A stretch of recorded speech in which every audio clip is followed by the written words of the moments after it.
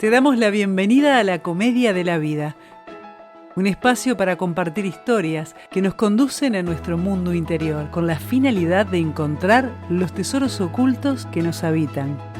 A partir de este momento, contigo, Alejandro y Alejandra. Buenas, dantescos, ¿cómo están?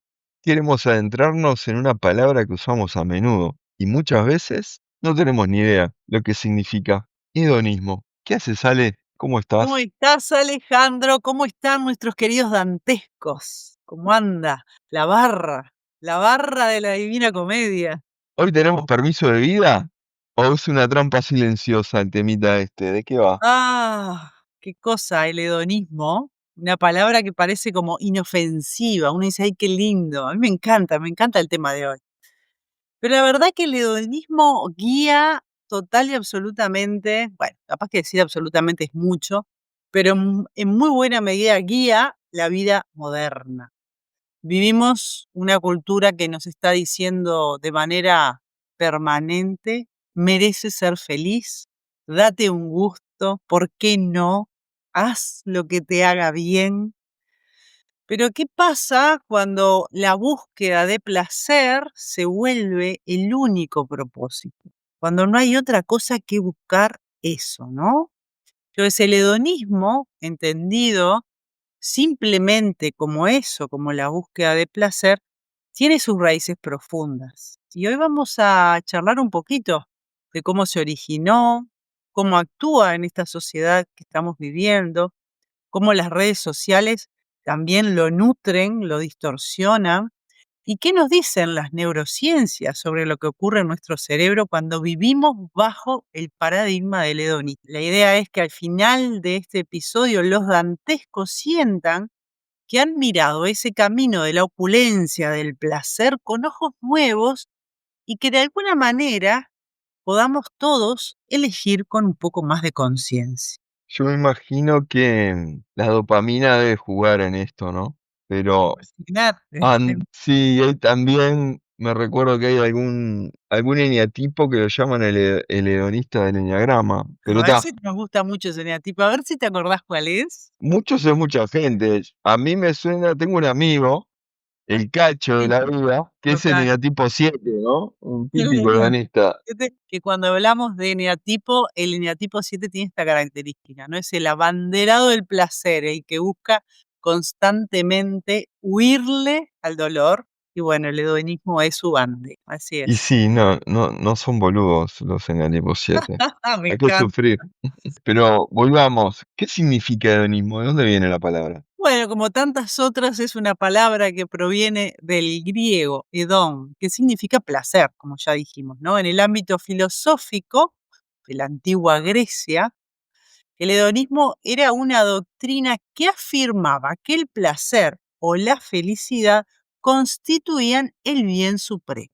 Es decir, para ahí hay que ir.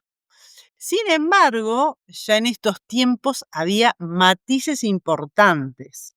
Los cínicos de las escuelas de Aristippus, creo que lo dije bien, Aristippus de Cirene, proponían que el placer inmediato de los sentidos era lo más elevado, mientras que los epicúreos, de Epicuro, refinaban la idea diciendo que el placer verdadero implica moderación, ausencia de dolor y tranquilidad del alma.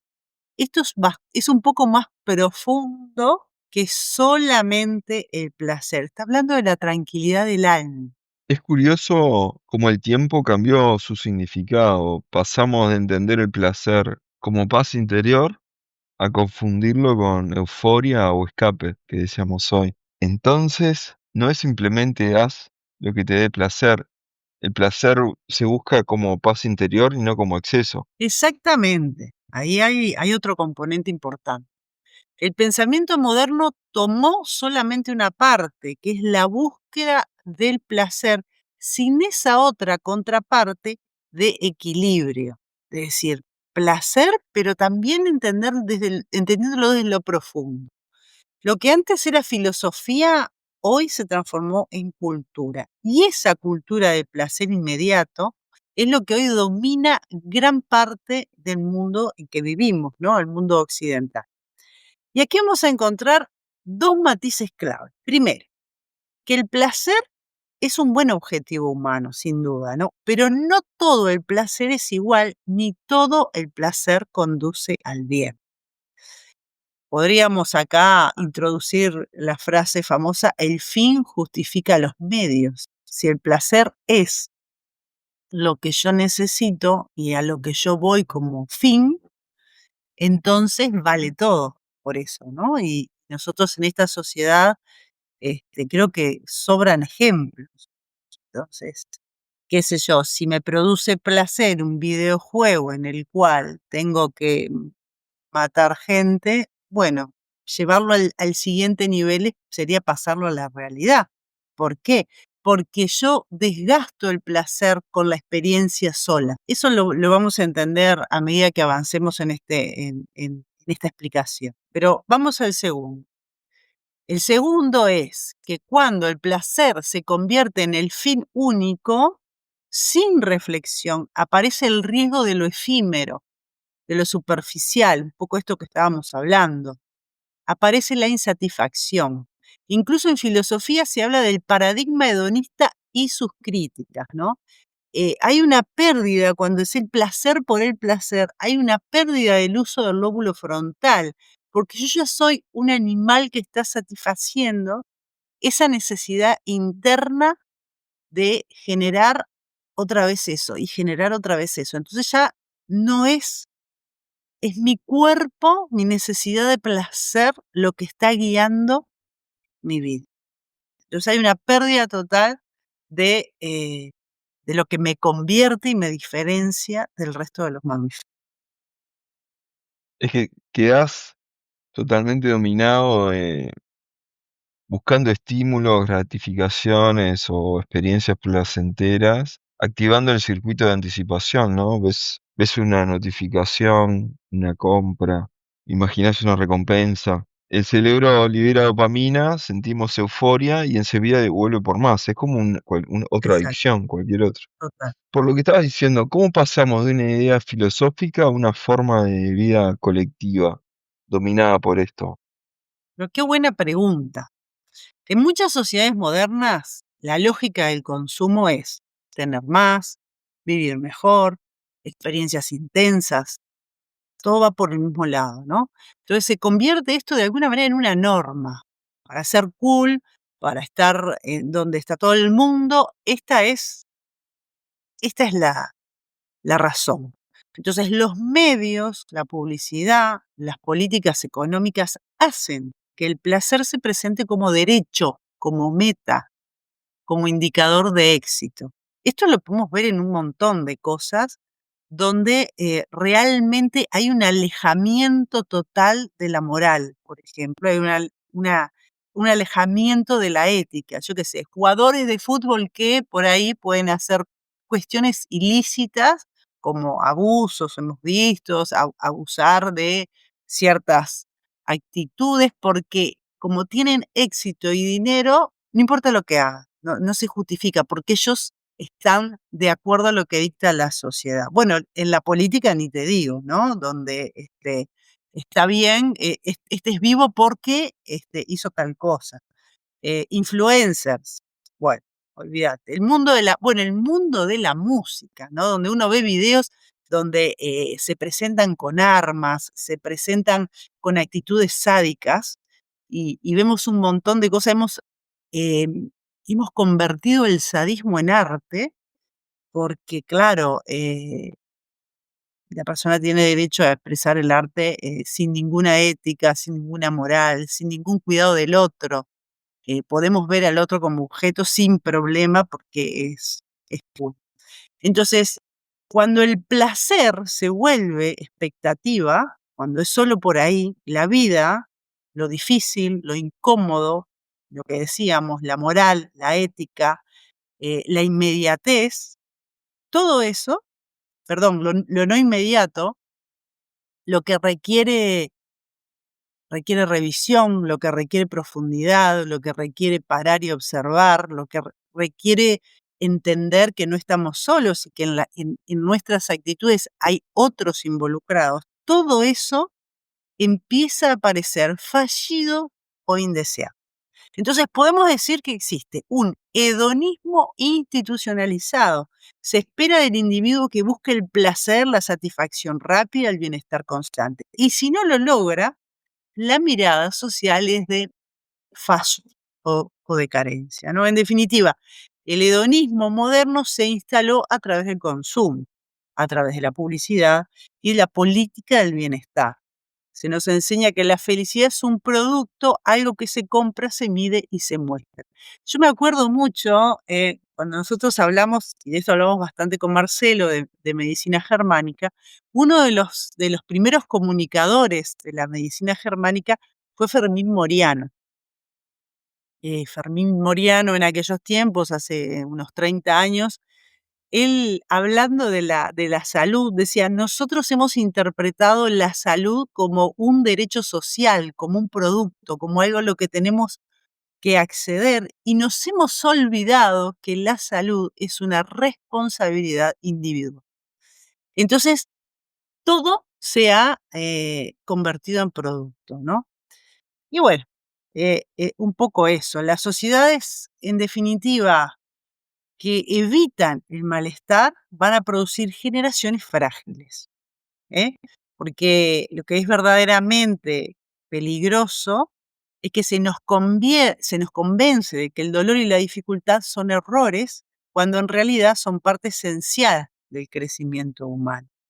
Entonces, esto no tiene que ver con los recursos, no tiene que ver con que la gente no tenga recursos, sino que se ha perdido el músculo del alma, que es la capacidad de soportar lo difícil. Sí, se nos promete libertad, pero nos mantiene distraídos, ¿no? Es, Se nos ofrece bienestar, pero nos debilita internamente. Como decía Bert Hellinger, el que huye del sufrimiento, huye de la vida. Entonces, Ale, todo esto no es solo una elección personal, sino una presión cultural bastante fuerte. El sistema promueve placer, pero nos debilita constantemente. Sí, pero eso tiene, por supuesto, siempre una razón, porque una persona débil va a buscar placer, en el consumo.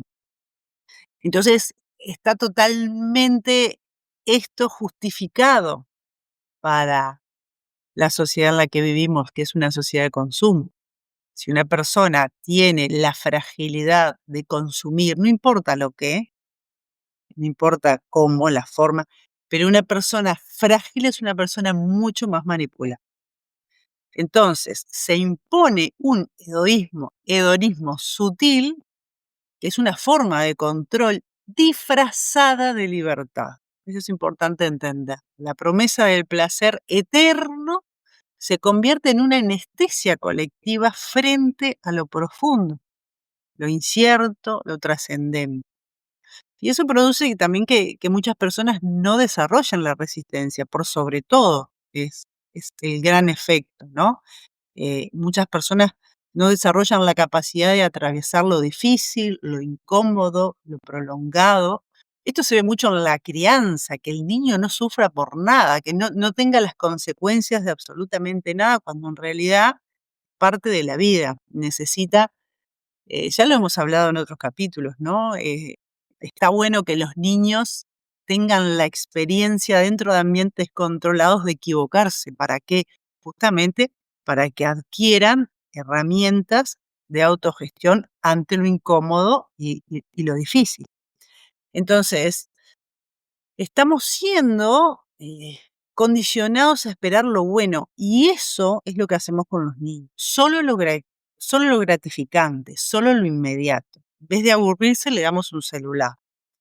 Y bueno, cuando la vida presenta lo opuesto, que de hecho lo va a presentar, el trabajo largo y duro, el esfuerzo, la espera, uno siente que ha sido engañado, que esto no puede ser, que hay algo mal, que hay un error. Entonces, yo acordándome de esto, ¿no? Y un poco acordándome de tu propia experiencia, Alejandro, cuando tuviste el ACV, cuando el logro estaba justamente en poder tragar. Algo sencillísimo, ¿eh?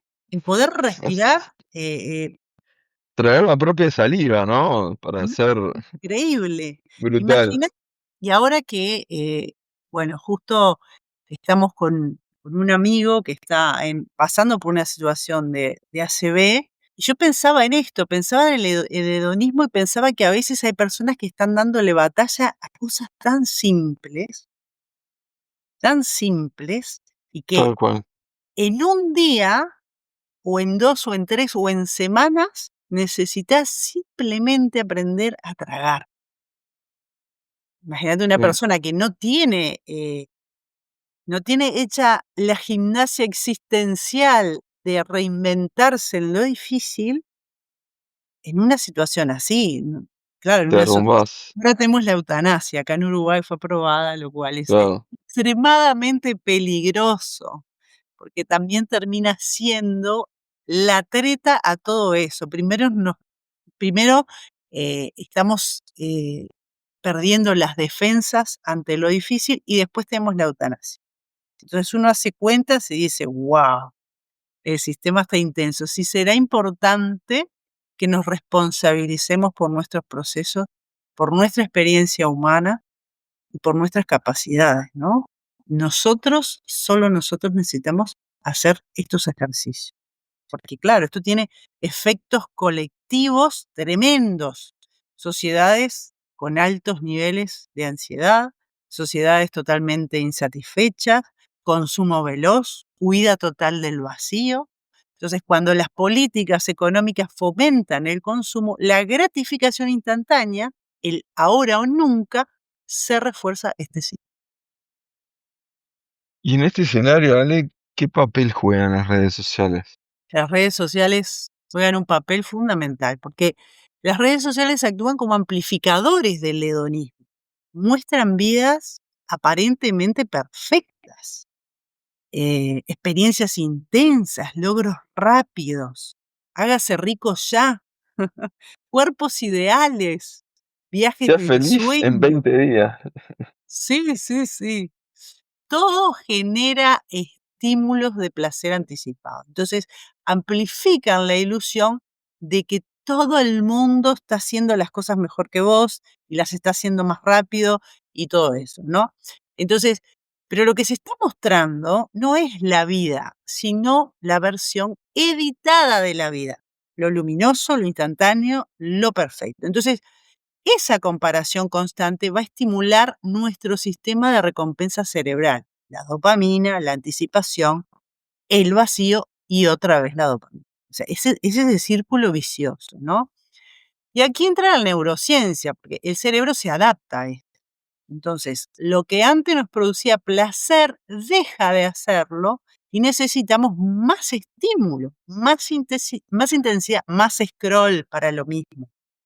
Entonces, lo llaman la cinta hedónica, corremos detrás del bienestar sin llegar nunca. Entonces, no importa cuánto acumules, tu punto de satisfacción vuelve al nivel de base siempre. ¿Por qué?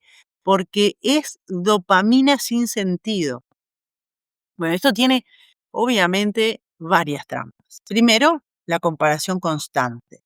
Ver solo el mejor instante del otro genera que la propia vida aparezca desigual. Es como decir, todos la están pasando bomba, todos son más astutos, todos son más inteligentes, todos están en otro nivel. Bueno, imagínate, ¿no? Segundo, tenemos acá el circuito de la recompensa de notificaciones. Me gusta, me gusta, me gusta. Entonces, las vistas, ¿cuánta gente miró esto? Y eso va a producir también picos de dopamina o deseo de placer. Y luego, otra vez para abajo. Necesito generar una nueva publicación para volver a todo lo mismo, ¿no? Entonces, hay estudios que vinculan el uso intensivo de redes con adaptación hedónica. Entonces, la felicidad que generan disminuye al acostumbrarnos. Entonces, cada vez necesito más like, cada vez necesito publicar más, cada vez necesito esta historia, ¿no? Bueno, el tercero, que es la tergiversación de la realidad. Entonces, porque lo que se muestra no es el proceso, no es la lucha, no es la espera, es solo el resultado iluminado, lo que invisibiliza el trabajo, el esfuerzo, la inercia, la vulnerabilidad, porque todos somos vulnerables. Entonces, todo lo que se muestra en las redes es eso. Entonces, yo siempre digo, siempre fui yo bastante, o he tratado y sigo tratando de ser cuidadosa en cuanto a mi vida personal. Mi vida personal es personal. Siempre, siempre que hay cumpleaños, digo, por favor, mi vida quiero que siga siendo privada, porque bueno, porque es lo que necesito tener para mí. Mi esfuerzo, mi trabajo, lo demás lo compartimos acá. Pero, pero la vida no es solamente lo luminoso. La vida es un montón de cosas. Las luces y las sombras. Es todo. Tal cual. Las redes nos dan pequeñas descargas de dopamina y cada uno parece un sorbo de placer, pero deja una sed más grande. Esto es todo como un entrenamiento constante para la mente, pero no para el alma. Continuamente buscamos estímulos, pero seguimos siendo analfabetos en sostener el silencio. Es un gimnasio emocional donde nunca descansamos. La cinta que vos decías hoy. Sí, totalmente, ¿no? Y mientras tanto perdemos la capacidad de disfrutar lo simple.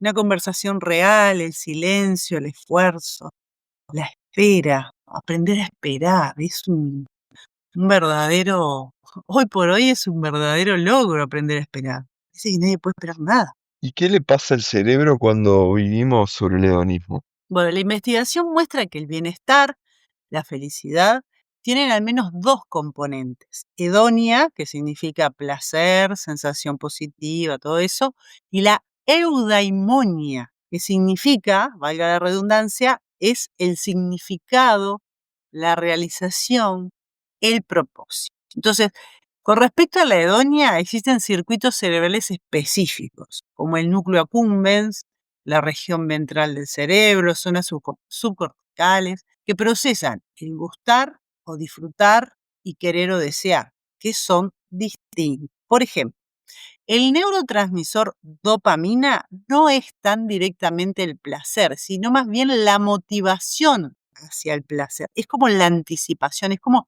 ese piquito de ansiedad de, ay, a ver cómo está esto, a ver qué viene, ¿no? Entonces, cuando vivimos bajo el paradigma del hedonismo constante, el sistema de recompensa se va a ir adaptar. Entonces, la misma experiencia que antes nos daba satisfacción, ahora va a exigir más estímulo, que es lo que hemos venido comentando. Entonces, esa es la adaptación hedónica. El placer se vuelve normal, lo ordinario, y por lo tanto perdemos intensidad. La dopamina actúa cuando anticipamos placer, pero la serotonina y la oxitocina se activan con vínculos, propósito y gratitud. Por eso, las personas que tienen un sentido en la vida muestran niveles más estables de bienestar, incluso en circunstancias adversas.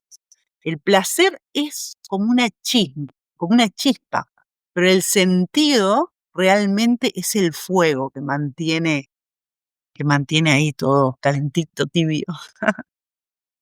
Y que te hace mover. Exacto.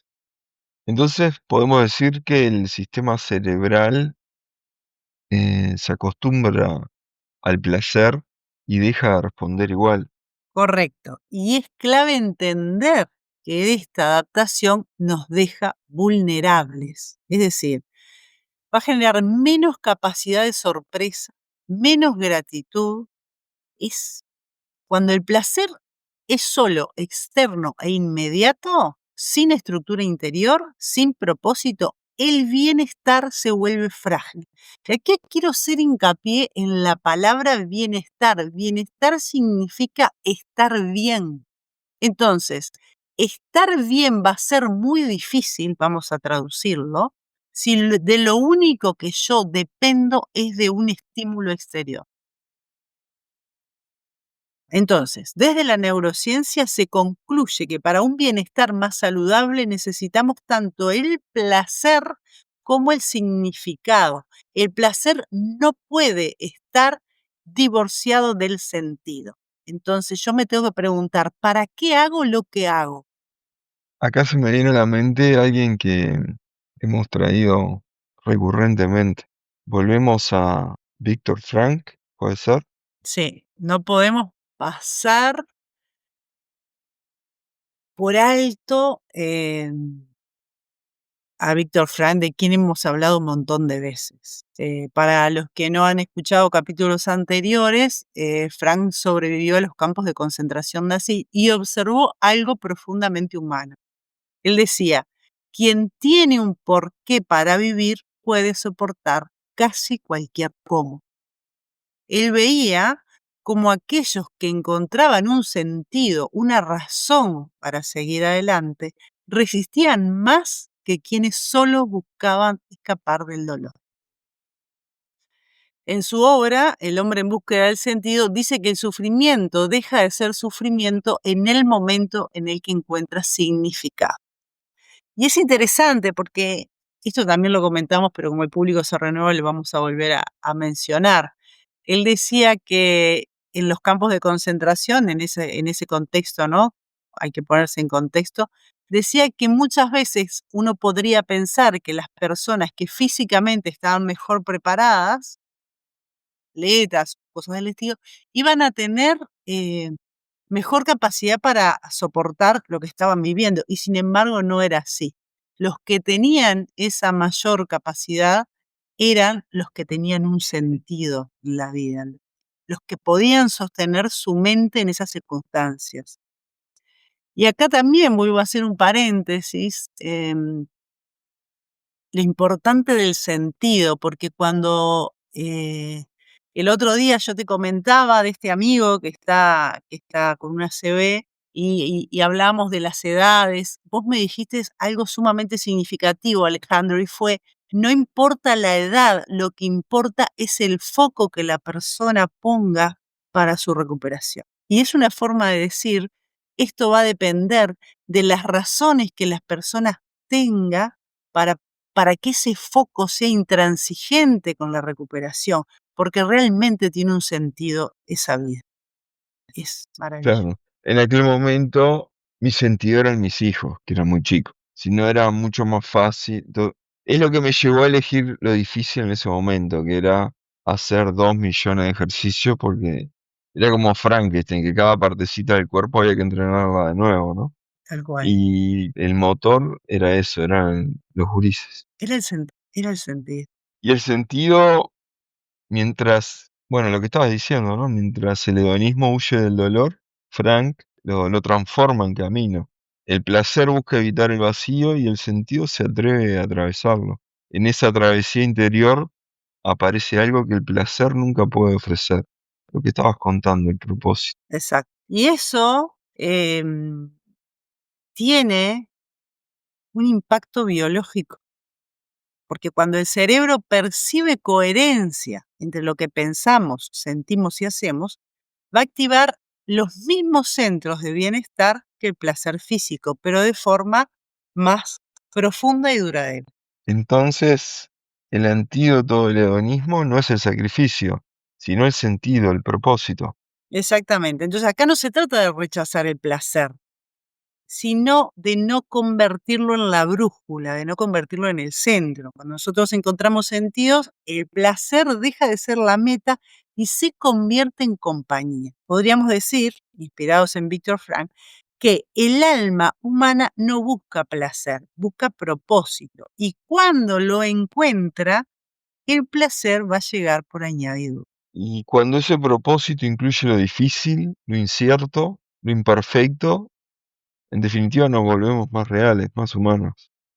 Sí, en una cultura que nos vende placer inmediato, elegir sentido ya pasa a ser un acto de rebeldía, una rebeldía luminosa, llamémosle así. Es decir, ser libres de la manipulación del deseo y recordar que el placer más grande no es sentir, sino ser conscientes de por qué sentimos, de cuál es el sentido. Ale, y para ir cerrando, ¿qué le dirías a los dantescos que nos escuchan que siente que la vida debería ser más fácil, que merece placer, pero al mismo tiempo siente vacío o agotamiento? Yo le diría que el placer es bueno, que disfrute, que es legítimo disfrutar, pero no es suficiente como brújula de vida.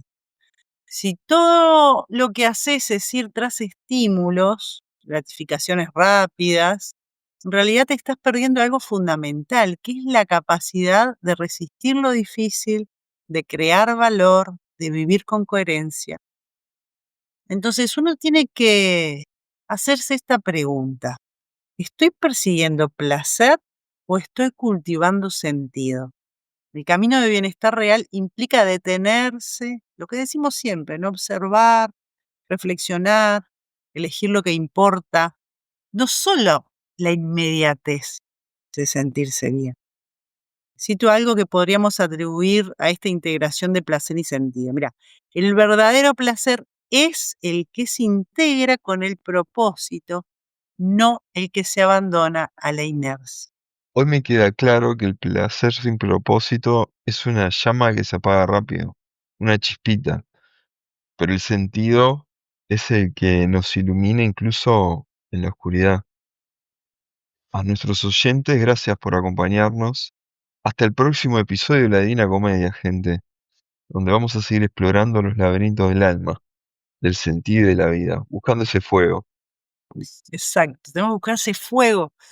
Bueno, gracias Alejandro, gracias a todos los dantescos, una gran alegría que nos hayan acompañado hasta aquí. Ojalá puedan elegir con conciencia, que puedan gozar con sabiduría y que puedan ser libres de la tiranía del placer inmediato. Bueno, hasta pronto. Recuerden compartir, así prendemos esta llamita en más personas. Chao, chao. Gracias por acompañarnos hasta acá. Te esperamos en el próximo capítulo.